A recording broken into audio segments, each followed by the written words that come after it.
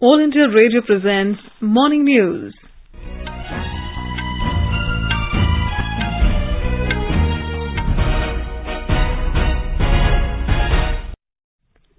Good morning. I am Saira Mushtaba and with me is Vaibhav Jyotsna Srivastava. The headlines. Prime Minister Narendra Modi to deliver keynote address at national launch ceremony of Azadi ke Amrit Mahotsav se Swarnim Bharat ki or at 10:30 this morning. India-assisted social housing units project in Mauritius to be jointly inaugurated by Prime Minister Modi and his Mauritius counterpart today. Union Cabinet approves infusion of 1,500 crore rupees in Indian Renewable Energy Development Agency. Subject Expert Committee of India's Central Drug Authority recommends regular market approval to Covaxin and Covishield for adult population.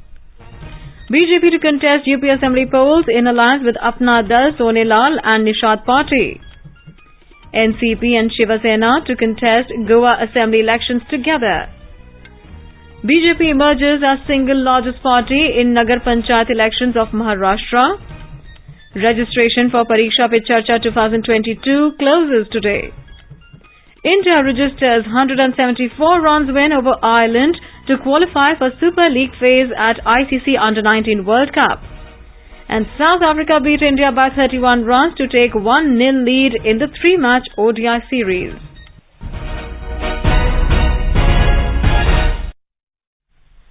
As the number of COVID-19 cases is rising in several parts of the country, we appeal to our listeners to be vigilant and to get fully vaccinated and also help others, including children between 15 and 18 years, get vaccinated. With the new Omicron variant of coronavirus causing concern, please continue to follow the 3 simple steps to stay safe.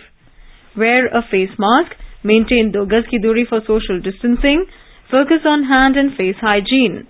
For any COVID-related information and guidance, contact national helpline numbers 011-2397-8046 and 1075. And now the news in detail.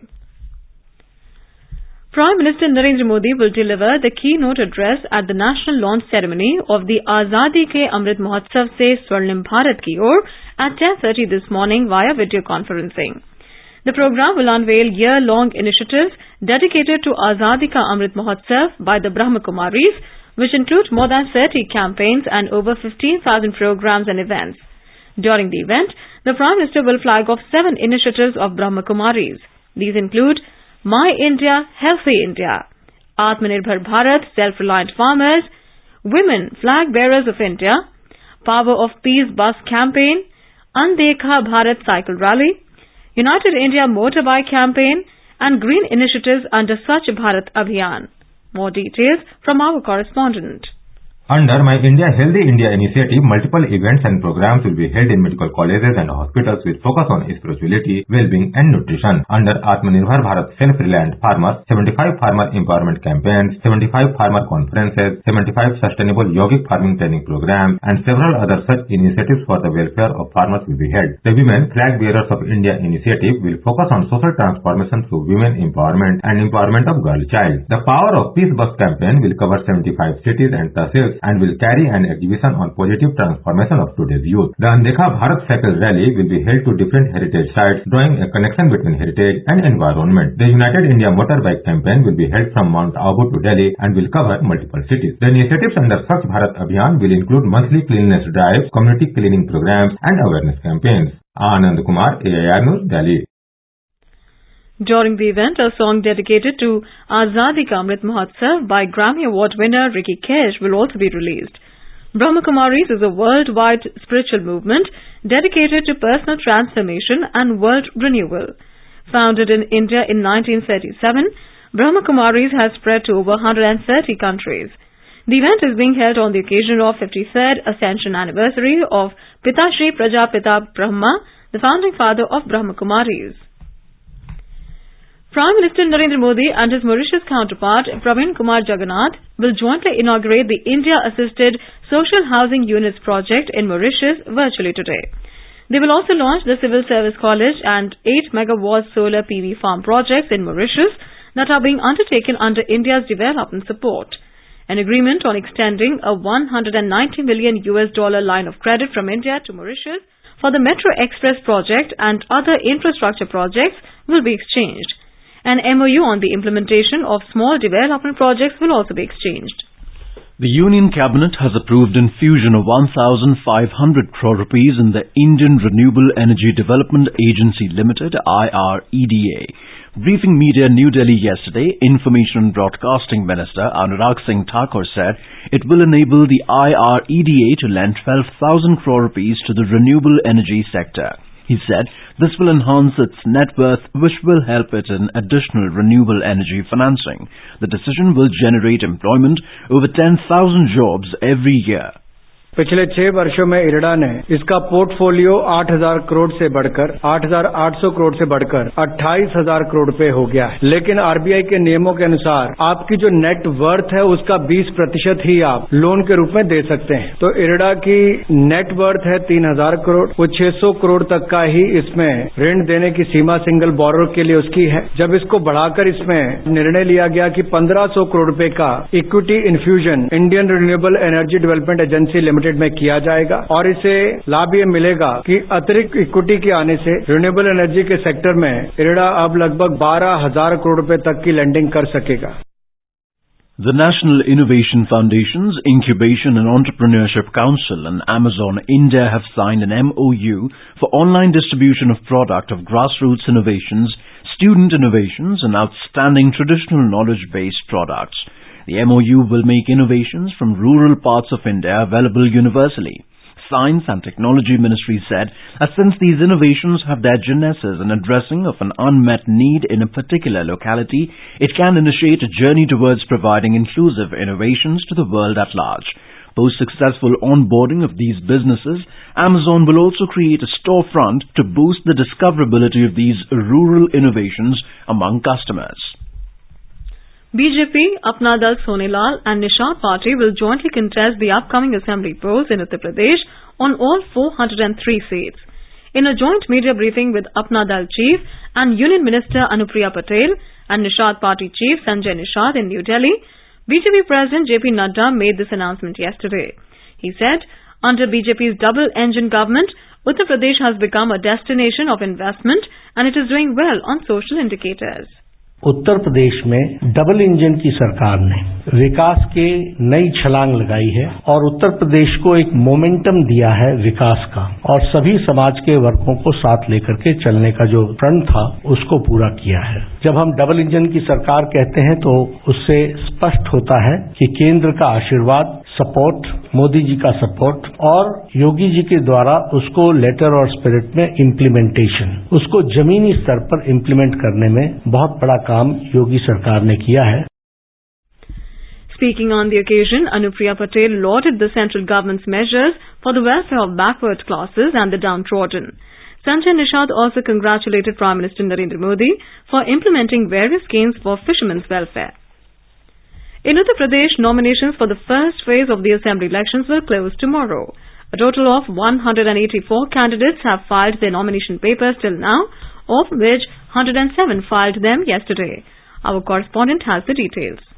Former Governor of Uttarakhand and BJP candidate Baby Rani Maurya filed her nomination papers from Agra rural seat and Cabinet Minister in the state government Shrikant Sharma filed his nomination from Mathura Assembly constituency. The first phase of the elections will be held on 10th of February in the state. A total of 58 constituencies of 11 districts of Western Uttar Pradesh are going for polls in this phase. Almost all the parties have announced the names of their candidates for the initial phase of the elections. Bahujan Samaj Party released its second list of 12 candidates yesterday. The party had earlier announced the names of 53 candidates in its first list on 15th of January. Some of the prominent names in the second list include K.K. Shukla from Ghaziabad, Zahir Malik from Shamli and Kartar Singh Bhadana from Khatoli, Muzaffarnagar Assembly constituency. BJP has also announced its candidate from Aligarh seat. Srimati Mukta Raja will fight from here. Meanwhile, the Election Commission is committed to hold free and fair elections in the state. Chief Electoral Officer Ajay Kumar Shukla informed that FIR against 167 persons has been registered for violation of Model Code of Conduct. Aditya Shukla, AIR News, Gorakhpur. In Goa, the Nationalist Congress Party, NCP and Shiv Sena have announced their alliance for the assembly elections. NCP leader Praful Patel said they also made an offer to Congress to jointly contest Goa polls, but Congress thinks that it can fight the Goa elections alone. Goa elections are slated to be held on February the 14th in a single phase. In Maharashtra, the Bharatiya Janata Party has emerged as the single largest party after winning 384 seats in the recently held Nagar Panchayat elections. Close to 1,800 seats were in contention spread across 106 Nagar Panchayats. Counting for 9 local bodies in Gadchiroli will take place today. The Nationalist Congress Party, NCP, is second with 344 seats. Congress is third with 316 seats, and the Shiv Sena stands fourth with 284 seats. In a tweet, BJP leader Devendra Fadnavis said people have stood firmly behind the party despite the gross misuse of money and muscle power by the ruling Maha Vikas Aghadi government. He said BJP has won almost 30 Nagar Panchayats with the help of its allies. You are listening to the morning news on All India Radio. A reminder of the headlines before we move on. Prime Minister Narendra Modi to deliver a keynote address at National Launch Ceremony of Azadi ke Amrit Mahotsav se Swarnim Bharat ki Or at 10:30 this morning. India-assisted social housing units project in Mauritius to be jointly inaugurated by Prime Minister Modi and his Mauritius counterpart today. Union Cabinet approves infusion of 1,500 crore rupees in Indian Renewable Energy Development Agency. Subject Expert Committee of India's Central Drug Authority recommends regular market approval to Covaxin and Covishield for adult population. BJP to contest UP Assembly polls in alliance with Apna Dal, Sonilal and Nishad Party. NCP and Shiv Sena to contest Goa Assembly elections together. BJP emerges as single largest party in Nagar Panchayat elections of Maharashtra. Registration for Pariksha Pe Charcha 2022 closes today. India registered 174 runs win over Ireland to qualify for Super League phase at ICC Under-19 World Cup. And South Africa beat India by 31 runs to take a 1-0 lead in the 3-match ODI series. For quick news updates round the clock, follow us on our Twitter handle @AIR News Alerts. अपने business को बढ़ाने के लिए लीजिए आकाशवाणी का सहयोग और दीजिए उसे बुलंदियों के पंख। आपका बिजनेस लोकल है या राष्ट्रीय, आकाशवाणी देती है उपभोक्ताओं तक पहुंचने का हर विकल्प। और अब तो आप घर, दफ्तर या दुकान पर बैठे बैठे कर सकते हैं आकाशवाणी के किसी भी केंद्र के लिए विज्ञापनों की बुकिंग। आकाशवाणी के विभिन्न चैनलों पर विज्ञापन देना सुलभ और सस्ता। बुकिंग है तो संपर्क करें 8700014242 पर 8700014242। Welcome back. You're listening to Morning News. The Subject Expert Committee of India's Central Drug Authority has recommended the regular market approval to COVID-19 vaccines, that is Covaxin and Covishield, with conditions for the adult population. In a tweet, the Central Drug Standard Control Organization said, the Subject Expert Committee has recommended for the upgrade of Covaxin and Covishield status from restricted use in emergency situations to grant of new drug permission with conditions in the adult population. It said, the Drugs Controller General of India will evaluate the recommendations and give its decision. The Serum Institute of India had applied for market approval for Covishield and Bharat Biotech for its Covaxin vaccine. India's COVID-19 vaccination coverage has crossed 159 crore 54 lakh mark. The Union Health Ministry said over 91 crore 86 lakh vaccine doses have been administered as the first dose and more than 67 crore vaccine doses have been given as the second dose. The ministry said more than 62 lakh vaccine doses were administered yesterday. A total of 13,785 new cases of coronavirus infection were reported in the national capital yesterday. The Delhi government said during the last 24 hours, 16,580 people recovered and 35 deaths were reported in the city. Presently, the total number of active cases in the national capital is over 75,000. In Kerala, 34,199 persons tested positive for COVID-19 yesterday, taking active cases to 168,383 in the state. Test positivity rates surged to a record 37.17% in all 8,193 persons recovered. Omicron positive cases in the state also rose to 645, with 54 more persons contracting the virus infection. Gujarat has reported 20,966 new cases of COVID-19 infections in the last 24 hours.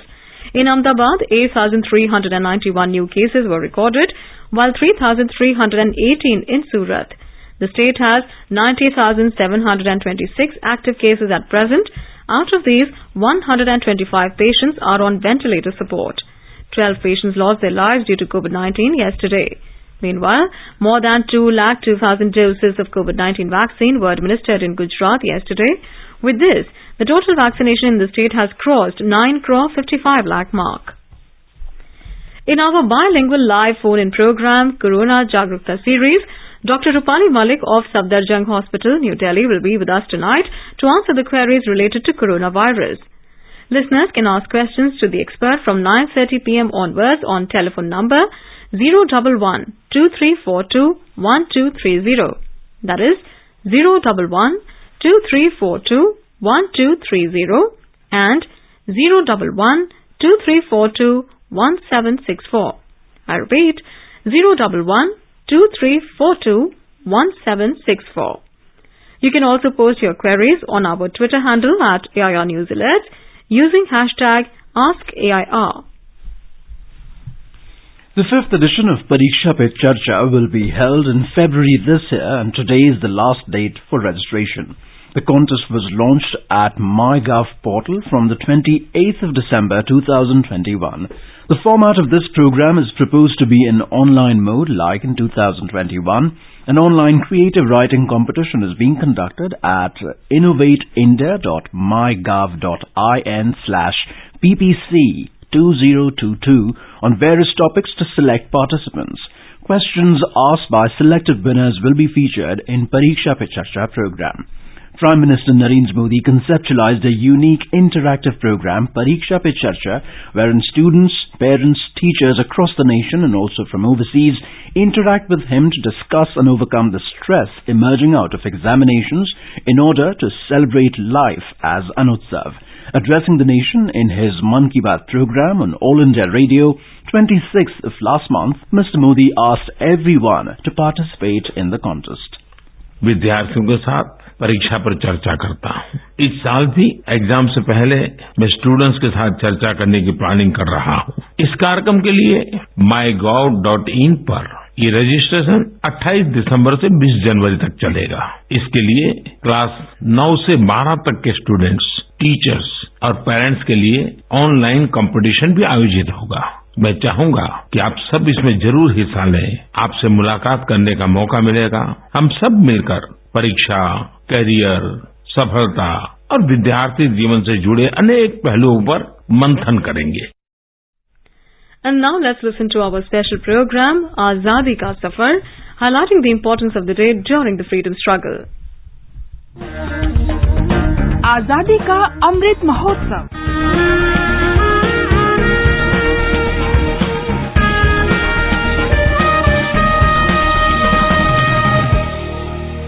Azadi Ka Safar with AIR News, Birth of a Nation.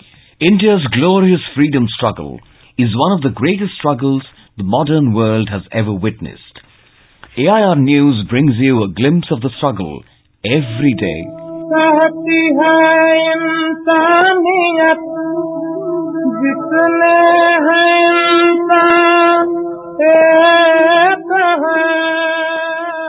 In today's episode, we remember freedom fighter Khan Abdul Gafar Khan, who died on January 20, 1988.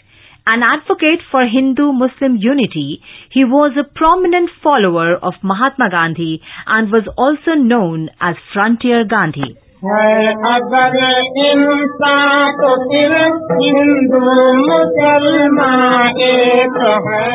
foremost leader of the Pashtuns in northwest frontier province of British India, Gafar Khan entered the national movement in 1919 during agitation over the Rowlatt Acts.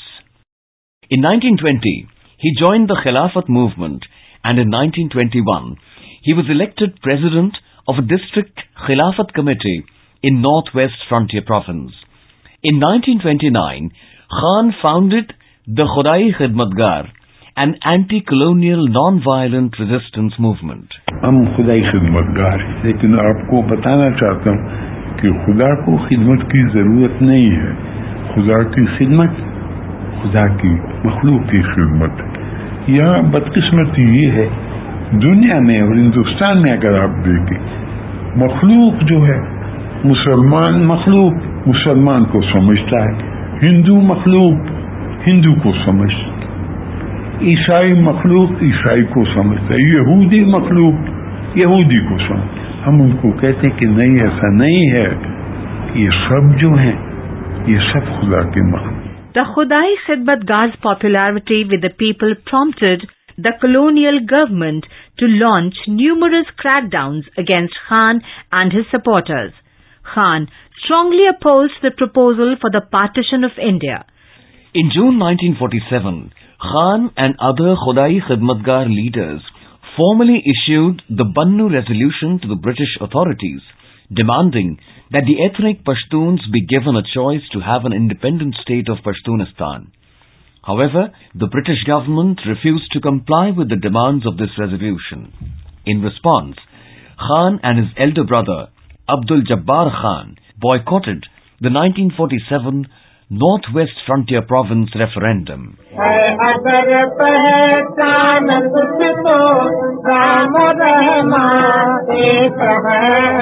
In 1987, Khan was awarded the Bharat Ratna. He was the first non-Indian to receive this honor. We salute the great nationalist.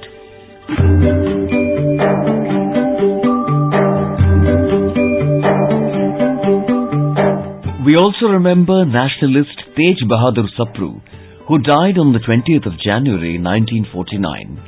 A lawyer by profession, Sapru was a key figure in India's struggle for independence and played a prominent role in drafting of the Indian Constitution.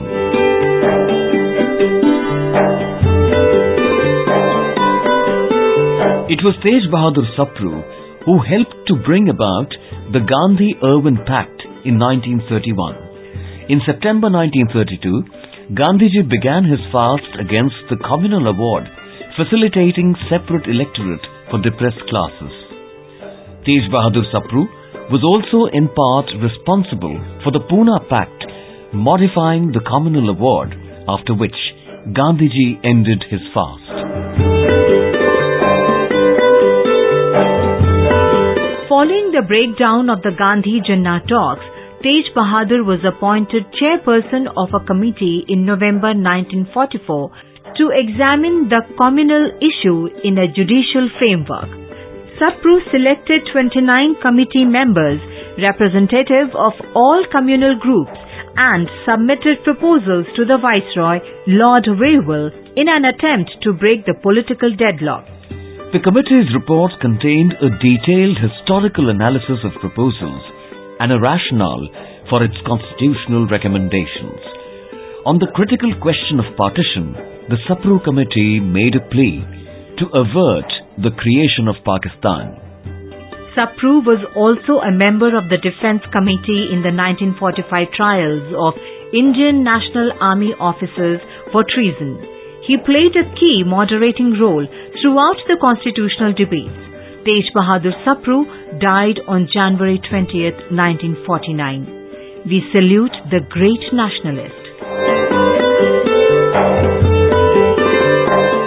That brings us to the end of this episode of Azadi Ka Safar with AIR News. See you in the next episode tomorrow.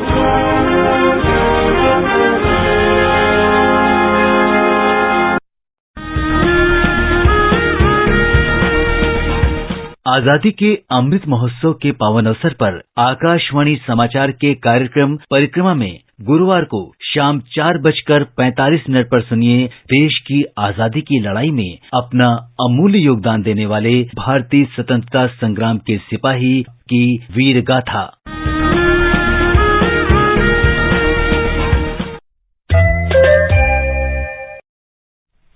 Best wishes to all consumers for Azadi Ka Amrit Mahotsav. Hallmark ensures purity of gold. Always purchase Hallmark gold jewelry. For any consumer-related complaints, please contact National Consumer Helpline's toll-free number 14404. Issued in public interest by Department of Consumer Affairs, Government of India. Jago Grahak Jago.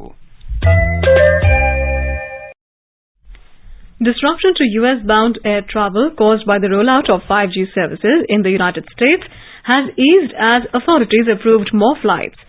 Airlines and telecom companies have been at loggerheads over the deployment of 5G mobile services over concerns that the powerful signals could interfere with airplane systems. Despite the widespread criticism from the airline industry towards the US's planned 5G rollout yesterday, fewer than 300 flights appear to have been cancelled as a result. As US President Joe Biden noted in a statement that 90% of cell towers scheduled to utilize 5G have been activated. Biden has thanked Verizon and AT&T for agreeing to delay 5G deployment around key airports. In the ICC Under-19 World Cup, India registered a big 174-run win over Ireland in their Group B match in Tarouba, Trinidad, to qualify for Super League phase. Put into bat first, India posted 307 for 5 and 50 overs with the openers Ankrish Raghuvanshi smashing 79 and Harnoor Singh 88 runs. For Ireland, Muzammil Shirzad took 3 wickets. Chasing the victory target of 308 runs, Ireland were bundled out at just 133 runs in 39 overs by Indian bowlers as Garv Sangwan, Anishwar Gautam and Kaushal Tambe picked 2 wickets apiece. And more cricket news. South Africa beat India by 31 runs to take a 1-0 lead in the 3-match cricket ODI series at Boland Park in Paarl last night. Earlier, South Africa posted 296 for 4 in the stipulated 50 overs, riding on skipper Themba Bavuma's 110 off 143 balls and Razzie van der Dussen's 129 not out of 96. In reply, India could only score 265 for the loss of 8 wickets. The 33-year-old Kohli has become India's highest run scorer in ODIs on foreign soil. And now let's take a look at the weather forecast for today. National capital Delhi is likely to have moderate fog and maximum temperature will be around 17 degrees Celsius. Mumbai will have a mainly clear sky, will have upper limit of temperature of around 30 degrees Celsius. Chennai will have a partly cloudy sky, temperature will hover between 22 and 29 degrees Celsius. Kolkata will have a maximum temperature of around 24 degrees Celsius. Srinagar will have a generally cloudy sky, temperature will hover between 2 and 6 degrees Celsius. Jammu will have a partly cloudy sky with haze. The minimum temperature was 8 degrees Celsius while maximum will be around 14 degrees Celsius. Leh is likely to have a partly cloudy sky. Minimum and maximum temperature will hover between -13 and -1 degrees Celsius. Gilgit will have a partly cloudy sky. Muzaffarabad will have a mainly clear sky, becoming partly cloudy towards the evening. In Guwahati, maximum is likely to be around 21, while in Imphal, there will be generally cloudy sky with 1 or 2 spells of rain. And now an overview of today's newspapers. Vaccination drive taking momentum amongst children hogs the headlines of newspapers today, along with political developments in UP in the run-up to elections. Over 50% eligible kids get jabs in 2 weeks, writes Hindustan Times. The Pioneer reports COVID third wave to peak on January 23rd, says IIT Kanpur study. The Hindu headlines, Mulayam's daughter-in-law Aparna Yadav joins BJP, while the Asian Age says BJP seals UP deal with 2 allies formula on seat sharing soon. And now, before we end the bulletin, the headlines once again. Prime Minister Modi to deliver keynote address at national launch ceremony of Azadi Ke Amrit Mahotsav se Swarnim Bharat ki or at 10:30 this morning. India-assisted social housing units project in Mauritius to be jointly inaugurated by Prime Minister Modi and his Mauritius counterpart today. Union Cabinet approves infusion of 1,500 crore rupees in Indian Renewable Energy Development Agency. Subject Expert Committee of India's Central Drug Authority recommends regular market approval to Covaxin and Covishield for adult population. BJP to contest UP Assembly polls in alliance with Apna Dal, Sonelal and Nishad Party. NCP and Shiva Sena to contest Goa Assembly elections together. BJP emerges as single largest party in Nagar Panchayat elections of Maharashtra. Registration for Pariksha Pe Charcha 2022 closes today. India registers 174 runs win over Ireland, and South Africa beat India by 31 runs to take 1-0 lead. For details of these stories and more, log on to our website. And with that, we end the morning news. Have a nice